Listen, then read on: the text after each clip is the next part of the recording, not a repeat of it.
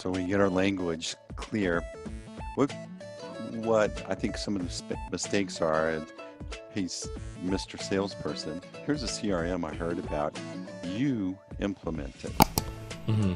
Well, there's a lot in that order, that delegation right there. Right. First of all, you're saying, I want you to set up a new system. Well, that means you're going to introduce change into the whole business. What Right. You're changing the way they're going to communicate. You're changing the expectations of where information sits, and it's not just the salesperson. So, in the example of the realtor, there's a lot of paperwork involved in Hmm. that conversation, and the salesperson's not going to fill out all that paperwork. It's going to be handed off to someone who's a paperwork specialist. Hmm. Well, they need to know where they are in that process. They need to Right. know when something's assigned, and then they need to document when that step's been followed. There's a lot of existing friction and frustration that already is in your system, whether you have a CRM or not.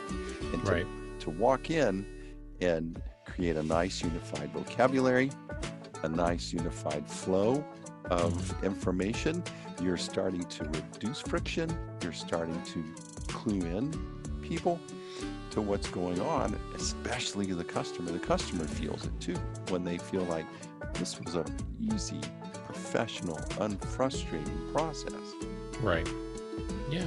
And that's why you have to start simple with that. And it requires ownership. To your point, it's going to affect a lot of things. So if you're coming into an implementation and it's very like, here's like a spreadsheet and you go do it, it's possible to do it that way, but the likelihood that your investment is going to bear fruit down the road, that you're actually going to use it, because I think there's, for every story about a successful implementation, there's probably 3 about how somebody spent money to implement something they never use, and for a variety of reasons. So setting up for success is so important.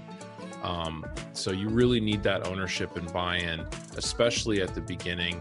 And that's, again, why I try to start outside the system with just getting those basic things kind of there so that the system can be ready to be personalized for that very reason. Because there's a lot of bumps that go along the way. But the beauty is, when people are selling these systems, right? HubSpot and everybody, it's across the board.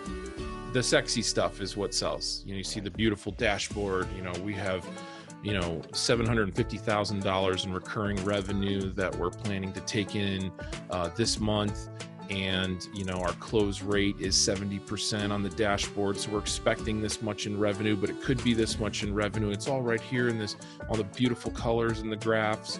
And I'm going to automate this thing to go out, whatever. It always starts there, but that's not where it starts to get there, right? You have to do those basic things of setting it up and using the tool consistently. To your point about starting with sales, it actually is really important, because if you do the sales stuff right, then the reporting and even the digital marketing, which bounces off of that in terms of handing off, sales, sales qualified leads to marketing qualified to sales qualified leads and things like that.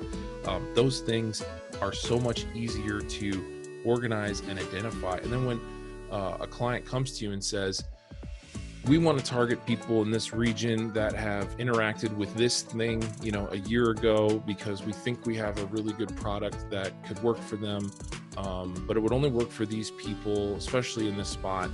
And you're like, if we had done that legwork and we had set it up in a way that language wise and property wise and specifics works for your business, as a marketer or as a salesperson, whatever, I can easily say, no problem. Because we've been it's boring at first. You use the system consistently, you use it the same way, you get people to communicate and personalize it.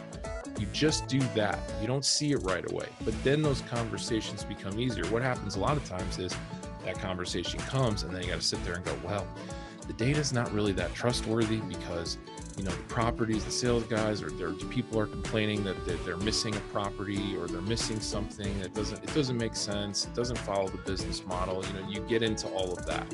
So we always, we've done this for a long time. So that's kind of the whole thing. It's like, let's start the right way. It's not as sexy right away at first, but it will bear fruit down the road because you can trust it. And that's what people forget. It's like, data is great, but you can have bad data very, very easily. You have to really protect your data, and you got to start on that right foot so that down the road you can make all those sexy moves that you see on the TV or that sell the software. It just, that's the process. That's the reality. Amazing, right? That's what we do that in, right?